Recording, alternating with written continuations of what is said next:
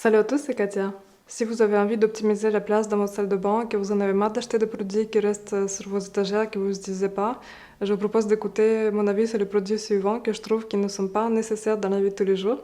Et on commence tout de suite avec le premier produit, c'est le crème contour des yeux. Alors la crème contour des yeux, je trouve que c'est pas indispensable. Si vous avez une bonne crème hydratante pour le visage, vous pouvez tout à fait utiliser ça en contour des yeux. Je vais vous expliquer pourquoi. Basiquement, quand on achète la crème contour des yeux, c'est souvent il y a trois cas. Soit c'est pour hydrater, soit pour enlever les poches ou pour enlever les cernes. Alors dans le cas des cernes, souvent pourquoi il y a des cernes colorées? Souvent parce que la peau c'est beaucoup plus fine que sur le reste du visage et du coup on voit les petits vaisseaux sanguins à travers. Donc ça, une crème ne pourra jamais enlever ça parce que c'est une particularité de la peau. Et la crème, elle agit juste superficiellement sur la peau et ne pourra pas enlever les cernes. Il n'y a que de la médecine esthétique qui peut enlever ça. Ensuite, pour les poches et le gonflement, souvent, si vous avez des gonflements au réveil, c'est normal et ça passe tout seul sans la crème. Mais si c'est toute la journée, souvent, soit vous avez de la rétention d'eau ou d'autres problèmes de santé, que là, encore une fois, c'est pas la crème qui va aider. Après, pour hydrater, si vous voulez hydrater et prévenir les petites ridules, là, comme je vous ai dit, vous pouvez tout à fait utiliser la crème normale pour le visage parce que la crème pour le visage, quand vous regardez les ingrédients de près, la crème contour des yeux et la crème des visages vont avoir exactement presque la même composition. La crème hydratante, que ce soit pour les orteils, pour les cheveux, pour les oreilles, pour les peaux, ce que vous voulez, ça va être toujours la même base pour hydrater la peau. On n'a pas encore inventé d'autres trucs, c'est toujours la même base, c'est de l'eau, de la glycérine, quelques agents émollients, des extraits de concombre maritime, ce que vous voulez, plein d'extraits, mais la base c'est toujours de l'eau, de la glycérine. Souvent vous allez voir, même dans les crèmes très chères, ils utilisent toujours de la glycérine parce que c'est quelque chose qui retient l'humidité dans la peau. Donc je trouve que c'est pas indispensable d'acheter une crème qui fait en plus 15 ml et qui coûte proportionnellement à la grosse crème 3 fois plus cher finalement, alors que c'est la même composition finalement. Sauf si vous utilisez dans la crème de visage rétinol, des acides de fruits, quelque chose de plus irritant. Là, dans ce cas-là, oui, je ne l'utiliserai pas en contour des yeux si c'est une crème anti-acné, je sais rien. Une crème un peu plus irritante qui contient de l'alcool, des trucs comme ça, là, je ne l'utiliserai pas en tant que contour des yeux. Mais si vous utilisez la crème hydratante, nourrissante, anti-rides, ce que vous voulez, crème normale, en fait, vous pouvez tout à fait la tester sur le contour des yeux et vous allez voir que ça va être la même chose. C'est un peu comme la crème de nuit aussi. Souvent, vous pouvez trouver la crème de jour, crème de nuit, ça me fait rire parce que c'est exactement la même formule, sauf que dans la crème de nuit, ils rajoutent un peu plus de beurre de karité ou agent un peu plus gras. Et finalement, c'est la même chose en fait. Ensuite, le rouleau de jade. Alors, peut-être vous voyez partout ce rouleau de jade, en rose, en vert. Le rouleau de jade, souvent aussi avec la pierre gua sha. Et moi, si je choisissais entre acheter le rouleau de jade ou gua sha, je choisirais gua sha. Parce que le rouleau de jade, je trouve que n'a pas de réelle utilité. Quand vous étalez votre crème et que vous massez avec votre rouleau de jade, on peut même pas appeler ça un massage parce que vous passez votre rouleau sur la peau et vous pouvez même pas trop appuyer. En fait, ça va rien faire à part le petit effet fraîcheur si vous le mettez au frigo. À part ça, voilà, le petit moment de détente, vous roulez une pierre sur votre peau, mais aucune utilité pour moi. Et en plus, quand je vois le prix qu'ils le vendent, des fois 50-60 €, alors que c'est même pas une vraie pierre de jade. C'est la majorité, 90% que vous trouvez sur le marché, c'est du plastique ou de la serpentine. Serpentine, c'est une pierre chinoise qui est imitation de jade. Si c'était de la vraie pierre de jade, vous paierez ce rouleau beaucoup, beaucoup plus cher et je crois que personne ne l'achèterait. Mais ça me fait rire quand ils le disent dans la description, ils disent ça lisse les ridules, ça a des propriétés telles, telles. Franchement, c'est n'importe quoi. Ça va jamais lisser les ridules, juste rouler une pierre sur le visage. Encore gua sha, je veux bien parce que c'est une pierre que vous étirez, vous pouvez modifier appuyer plus fort et ça peut aider pour la circulation lymphatique. Donc moi, j'opterais plutôt pour la pierre gua sha que le rouleau de jade qui je trouve ne sert à rien. Ensuite, les patchs pour les yeux, les masques tissus, les masques hydratants pour le visage. En fait, dans les masques tissus, dans les patchs comme ça, il y a exactement les mêmes composants qu'il y a dans vos crèmes pour les yeux, crèmes pour le visage. C'est toujours les mêmes agents hydratants en fait. Donc si vous hydratez votre peau tous les jours, même 2 fois par jour, vous avez absolument pas besoin de mettre encore des masques et de les faire régulièrement. Sauf si vous aimez ça et que c'est un moment de détente. Oui, pour se détendre, pour chuchoter, tout ça, ça c'est sympa. Mais en tant que réel efficacité sur la peau, votre peau va pas être transformée grâce à ça. C'est pas nécessaire, c'est pas une nécessité. Gommage pour les lèvres. Alors, à chaque fois que j'ai acheté un gommage, je me dis pourquoi je le fais. Parce qu'en fait, chaque fois que je le teste, après je l'ouvre, je l'utilise 2, 3, 4 fois et après je l'abandonne et il reste sur mon étagère. Souvent, ces gommages sont à base de sucre, de petits granules de sucre, ou alors comme celui-ci, par exemple, il y a des petits morceaux de noix de coco, vraiment très finement râpés. Donc, quand vous mettez sur vos lèvres, ça n'a pas d'effet. C'est comme si vous frottiez un peu d'huile comme ça sur la peau. Aucun effet en fait. Et même ceux avec du sucre, je me dis pourquoi acheter le gommage que je peux faire moi-même. Je prends un petit sucre, je frotte sur mes lèvres, c'est la même chose. Et même, c'est pas, vous allez voir, c'est pas miraculeux. Si vous avez l'état de vos lèvres est dégradé, il vaut mieux plutôt hydrater avec des bons agents hydratants. C'est plutôt ça qui va aider et de pas les gercer, comment dire, de pas les arracher les peaux. Mais le gommage va pas vraiment changer l'état de vos lèvres et je trouve que c'est vraiment un achat inutile. Base de maquillage. J'ai jamais été vraiment adepte des bases de maquillage parce que je trouve qu'aujourd'hui les fonds de teint modernes ont déjà tous les composants dedans qui font que vos pores sont déjà lisses, floutés, que ça tient bien. En fait, si vous investissez dans un bon fond de teint, il n'y a pas besoin de base, sauf si vous allez à un mariage, que vous voulez mettre toutes les chances de vos côtés, que voilà, c'est des trucs comme ça. Mais tous les jours, je trouve que c'est inutile parce qu'en plus, c'est des silicones. C'est vraiment, vraiment chimique. Et si vous avez une peau tendance à avoir des boutons ou autre, à être trop gras, je trouve que c'est encore pire parce que franchement, quand j'utilise la base et que je mets le fond de teint, je trouve que même ma zone T brille plus que si je la mettais pas. Et donc, je trouve que c'est vraiment inutile d'avoir une couche de silicone entre la crème et le fond de teint. Je trouve que la crème hydratante est déjà une bonne base de maquillage. En tout cas, voilà, pour moi, je trouve que c'est pas un indispensable et c'est un achat inutile. Ensuite, papier matifiant pour le visage. Vous avez peut-être déjà vu en vente des petits cartons comme ça, plats, où il y a des petits papiers matifiants. Les papiers que vous pouvez tapoter sur votre visage et qui enlèvent l'excès de gras. C'est encore un truc marketing parce que vous pouvez tout à fait prendre un petit sopalin, un mouchoir, et avec autant de succès tapoter votre visage, et même un morceau de papier toilette si vous voulez.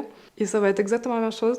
Oui, peut-être ça sera un petit peu moins efficace que les papiers dédiés spécifiquement, mais ça va enlever le gras tout aussi bien, c'est ça que je veux dire. Aujourd'hui, ils vendent des poudres, boîtiers de poudre, je crois que c'est Clarins qui font une poudre qui a déjà des petites feuilles matifiantes intégrées dedans.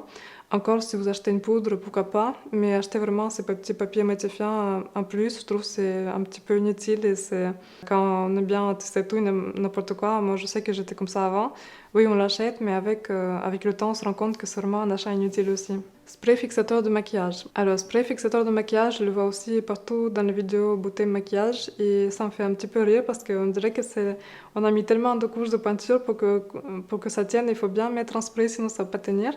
Je rigole, mais c'est un petit peu ça. C'est basiquement de l'alcool en bouteille que vous aspergez sur votre tête, comme ça, et je trouve que c'est un petit peu chimique, ça va plus agresser la peau qu'autre chose. Et franchement, je ne l'utilise pas, et mon maquillage tient très bien toute la journée sans le spray fixateur. Je ne sais pas qu'est-ce qu'il faut faire pour que le maquillage ne tienne pas. Si le maquillage est de bonne qualité, il va très bien tenir tout seul. Gommage pour le corps. Alors, gommage pour le corps, à chaque fois que je l'ai acheté dans ma vie, je l'ai fini. Je me suis dit, je ne vais plus jamais en racheter. Et puis à chaque fois, je retombe dans le panneau. Mais je crois que cette fois-ci, je ne vais plus en racheter. Je préfère 1000 fois utiliser le gant comme ça, qui est beaucoup plus efficace que le gommage. Le gommage, par exemple, celui-ci, je vous assure que les grains qu'il y a dedans ne sont pas du tout gommants. Ils sont vraiment très légers et quand vous vous frottez, vous sentez aucun frottement. Même si vous faites votre gommage vous-même avec du marc de café ou du sucre, c'est beaucoup plus efficace. Il y en a des fois, ils coûtent vraiment cher, je trouve, pour ce que c'est, parce que payer pour un gommage que vous pouvez faire tout à fait vous-même avec un gant comme ça, et ça va être beaucoup plus efficace, et vous pouvez le réutiliser, le laver en machine 60 degrés, et ça va être tout aussi bien, voire mieux. Et donc, je ne vois pas pourquoi il faut payer pour les pots qu'encore on va jeter un pot en plastique avec des produits chimiques dedans. Enfin, pas toujours chimiques, mais qu'on peut faire nous-mêmes en fait à la maison. Pourquoi payer pour ça? Je ne comprends pas. Ensuite, crème ou huile anti-cellulite. Ils ont très bien compris les gens de marketing que nous, les femmes, on a toujours de la cellulite et qu'on veut s'en débarrasser par tous les moyens possibles et qu'on achèterait n'importe quoi pour s'en débarrasser. En fait, la cellulite, c'est une particularité de la peau. Il n'y a que la bonne alimentation, le sport, le massage qui peut atténuer. Mais on ne peut pas faire disparaître la cellulite avec une crème et l'huile, sinon ce serait bien connu et que personne n'aurait de la cellulite dans ce cas-là. Ils s'en font rire parce qu'ils mettent sur les boîtes, ils mettent toujours la crème anti-cellulite marche à condition que vous fassiez du sport, que vous ayez une bonne alimentation, que vous fassiez du massage avec, tout ça, tout ça. Mais évidemment, même si vous faites le massage sans cette huile anti-cellulite, ça va tout aussi bien marcher. Bref, ne tombez pas dans le panneau, n'achetez pas ces crèmes huile anti-cellulite. Même j'ai vu, il y a des leggings anti-cellulite, j'ai halluciné. Franchement, qui c'est qui croit à ça? Ensuite, palette multicolore fard à paupières. J'adore les fards à paupières, j'en utilise tout le temps. Et moi aussi, j'ai été attirée souvent par acheter des grosses palettes. Vous savez, il y a des grosses palettes où il y a toutes les couleurs de l'arc-en-ciel. Et pourquoi je trouve aujourd'hui que c'est pas indispensable? Parce que déjà, c'est très gros. Donc, quand vous achetez une palette comme ça, soit ça va coûter très cher, si c'est de la bonne qualité, ou alors vous allez acheter sur Amazon, AliExpress, ça va être un petit peu de trucs de basse qualité, vraiment pas cher, mais ça va pas être bon pour les yeux. Je vous en ferai une vidéo à part pour pourquoi il ne faut pas acheter des palettes de fard à paupières pas chères. Et en plus, ça va être très gros, ça va être difficilement transportable. Vous ne pouvez pas l'emporter partout avec vous, ni en voyage, ni nulle part. Ça va toujours rester sur votre étagère. En plus, quand vous l'ouvrez, la palette avec beaucoup de couleurs, je sais pas vous, mais moi en tout cas, j'ai du mal à choisir quelle couleur je vais utiliser avec lesquelles. En fait, vous avez tellement une multitude de couleurs que vous savez pas quelle couleur utiliser. Et souvent, ces couleurs-là aussi, ils vont pas à tout le monde, c'est-à-dire que c'est des couleurs vraiment souvent flashy ou couleurs très vives qui sont pas appropriées pour la vie de tous les jours. C'est plus pour une fête ou un mariage, ou même pas un mariage, plus une fête ou je sais pas, pour Halloween, mais franchement, c'est les couleurs que personne n'utilise tous les jours. Et dans cette grosse palette multicolore, souvent, vous allez avoir que quelques couleurs que vous allez aimer et qui vont vous convenir, qui vont vous aller par rapport à votre carnation, votre couleur des yeux, de peau, de cheveux. Et les autres couleurs, souvent, vous n'allez pas les utiliser. Donc finalement, vous payez une palette où vous utilisez qu'un tiers de couleurs, voire moins. Donc moi, je préfère acheter une palette comme ça où il y a 5-6 couleurs qui vont toutes entre elles. Elle est beaucoup plus petite, plus transportable et comme ça, au moins, vous pouvez vous acheter une palette qui est plutôt de bonne qualité sans ne plus payer trop cher. Au moins, vous n'avez pas besoin de fouiller dans... vous choisir les couleurs, quelle couleur va avec laquelle et que ça va être un maquillage approprié pour tous les jours et qui conviendra à toutes les couleurs des yeux, de peau, de cheveux. Et enfin, le protecteur de chaleur pour les cheveux.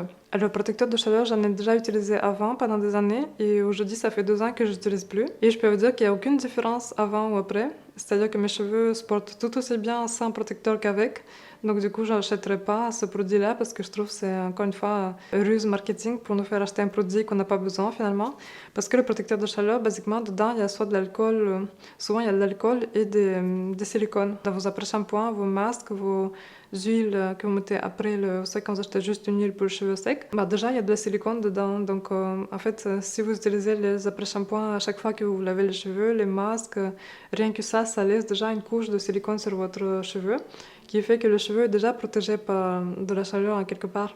Et après, il ne faut pas espérer non plus quand si vous croyez que vous utilisez un protecteur de chaleur et que ça va très bien marcher, vos cheveux ne vont pas s'abîmer, il ne faut pas espérer des miracles. Ça, si vous utilisez les appareils chauffants tous les jours, vos cheveux, bien évidemment, ils vont un petit peu s'assécher au fur et à mesure.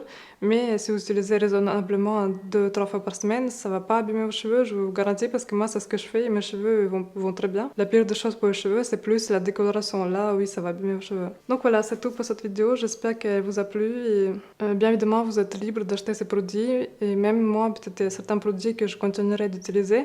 C'est juste que c'était pour vous dire qu'ils ne sont pas indispensables. On peut très bien vivre sans. Parce que oui, les marques cosmétiques, ils adorent nous vendre plein de produits pour tout et pour rien, pour chaque partie du corps, pour chaque occasion. Pourvu qu'on achète plus, bien évidemment, ça les arrange. N'oubliez pas de vous abonner, ça me fera super plaisir. J'espère que la vidéo vous a plu et je vous dis à très bientôt dans une prochaine vidéo.